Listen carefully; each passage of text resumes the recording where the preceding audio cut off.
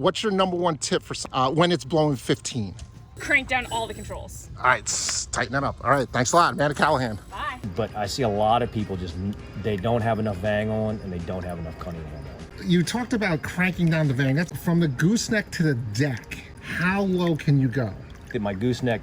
Hey guys, this is Lee here. And in this video, I'm going to go over the all-important Vang adjustment that you could use on your sailboat, and it'll make your sailing a lot better, especially in heavier air.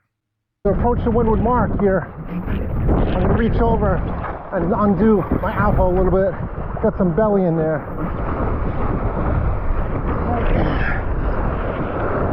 Up to the races. I'm going to show you how 8-time world champion Eduardo Cordero does his Vang. So you lift up the sail as normal, you put it through your bullseye fair lead to the cleat. Then you go to the end of the halyard and you go through from aft to forward. So from cockpit to bow, and you put it right back in. Now this is really important to have thin, strong, non-stretch line, because if it stretches, it's not going to work as efficient. And also with the bullseye fair lead, you only have a certain amount of diameter you could put the lines in. So if you have really thick lines, if you have the 1/4-inch line and stuff like that, it's not going to fit very well unless you have a big hole. So then you take the end of the halyard from cockpit to bow, then you go over the gooseneck. Get that out of the way. And then you tie a bowline to the bullseye fair lead. Tie a little bowline here, and you're not done. Easy peasy, make a 6, make a tree, rabbit goes around, goes back in the hole. So now after that, I can tighten this and you can see how tight it gets. And then you can go to the cleat and you do your cleat knot again. And you get your Vang. I recommend when you're doing this, you push it down a little bit. As you're pulling it, to hold it tight. Go around. I like to go once or twice. And then you got this extra line. So you could wrap it around and you could stick it underneath here. And it's pretty taut. Now, if you have one of these like really long halyards, I'm going to show you a trick that Mary Ellen Ingham Brown showed me. She's like, you got this big long line here. So I'm going to take this, I'm going to fold it once, maybe twice, and then she puts like just a regular simple overhand knot through the whole kit and caboodle. And that's how Mary Ellen Brown showed me. I actually like that too. It's another knot to deal with, but it's not going to go floating off away. Stay tuned to the end of the video so you could hear Eugene Schmidt explain why the Vang works and what's so important about the Vang. And I'll give you my personal tips and tricks that you could use right away to make the Vang an essential part of your sunfish sailing. So Eugene Schmidt's method is to take the tail of the halyard and to go through the forward part of the fair lead. Then after you go to the forward part of the fair lead, up over the gooseneck, back to the forward part, and through. So you got kind of like a loop there. And then you take the slack out. And that's how it looks. Push this down a little bit, nice and taut, and go around the cleat like your normal cleat knot.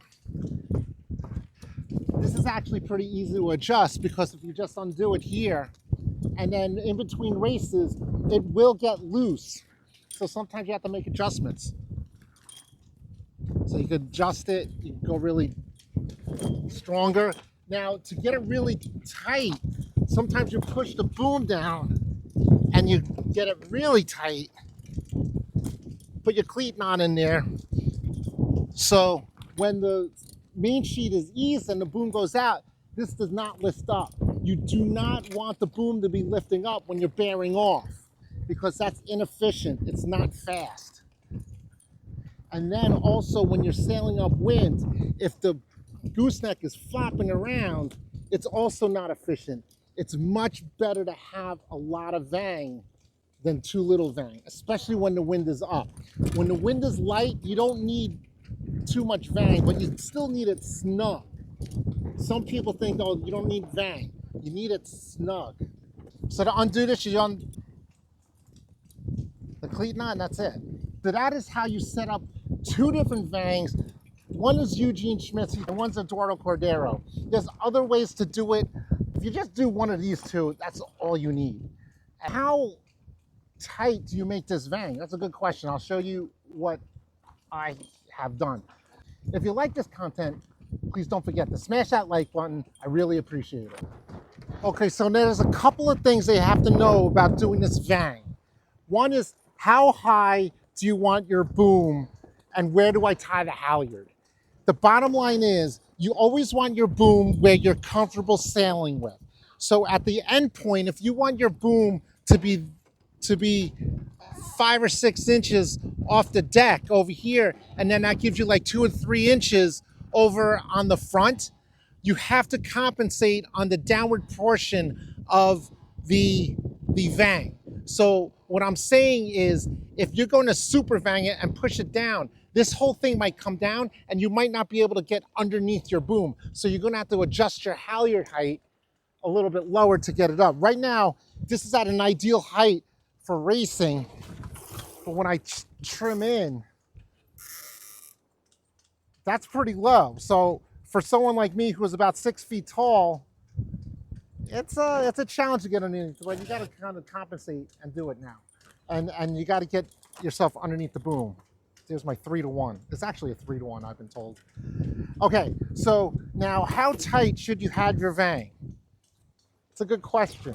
Now, one thing I think you should know is that right now it's tight when the sail is luffing and it's just not under trim pressure. Now going upwind and you're sailing close hauled, watch what's going to happen to the Vang. You see there's a gap between the gooseneck and the Vang? This gap here makes it loose, so that means you actually can tighten your Vang more. So what I'm going to do, pretend I'm on the water. I'm going to loosen up my Vang and then push it down and trim it in a little bit more. Now it's getting really low. I'm not sure if that's going to work for me in real life. And with the pressure still on your cleat knot, now it's really tight. Now let's see what happens. And you can see how lower this is. This is still off. You always want to have this off the deck or it's going to scratch your deck. Let's see what happens to the Vang on the gooseneck when I trim upwind here. All right, so I'm fully trimmed on starboard, and you can see that Vang is still tight. So you could go really tight, and in this situation, you might want to lower your halyard to raise the boom off the deck so you can really super Vang it. Right now, I would consider that super Vang. So if you have any questions or comments, please leave them in the comment section down below. I read all the comments. They don't have enough Vang on, and they don't have enough cunning on them. Right, like the Vang, Right. the Vang is like full out, whole body weight. Like me at 180, 185, I'm cranking my Vang, I tighten it, and then within the sequence, I go and push it down another 1/4 inch and tighten it back. What does the Vang do to the Sunfish? Like, how does that make it? You know, just like on any boat, if you're sheeted in, okay, you're sheeted in, and a puff comes, what do? You ease your sail, right? And if you don't have any Vang on, and you have a really bendy boom like a Sunfish has, you ease it. That puff comes on, you ease it, and your boom just goes up. It doesn't go laterally at all, right? It just goes. So puff on, then let's say you let it out 10 inches, your boom pops up 10 inches, and your sail's actually more powerful, right? And so what you want is the thing, as soon as you let it out, that it goes out, you know. It goes lateral, and that's what in a horizontal plane. And that's what you're saying with the right. Vang. And so you definitely want to do it tighter than you would think, because you literally have no mechanical advantage. Nice. Right. Excellent. So let me say, if you got some value from that piece of information, I want you to smash that like button down below. That's that was some key rigging information for any sailor who's sailing in moderately heavy winds. If you know anyone who could use this knowledge, please share the video with them. It really helps out the channel grow. So just as promised, here are my tips and tricks to get the best Vang use for your Sunfish sailboat. Tip number 1, use a trucker's hitch or a slip knot that is going to put another purchase in your halyard.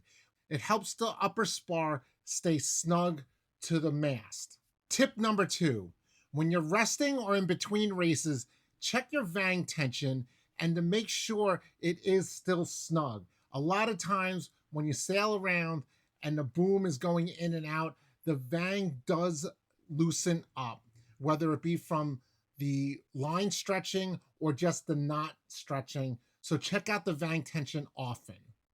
And the last tip is that to get the maximum amount of downward pressure on the lower boom, you might have to actually drop the halyard knot on your upper boom a couple of inches, which will raise the whole rig up. So like Eugene said, you could crank that boom down and tighten up your Vang that much more. So those are my 3 tips and tricks when you're sailing your Sunfish sailboat. I hope you like this video. If you like it, don't forget to smash that like button, subscribe to the channel, and hit that notification bell so you know when we come out with a new video. And if you like this video, check out this video right here. The wind just piped up another 5 miles an hour.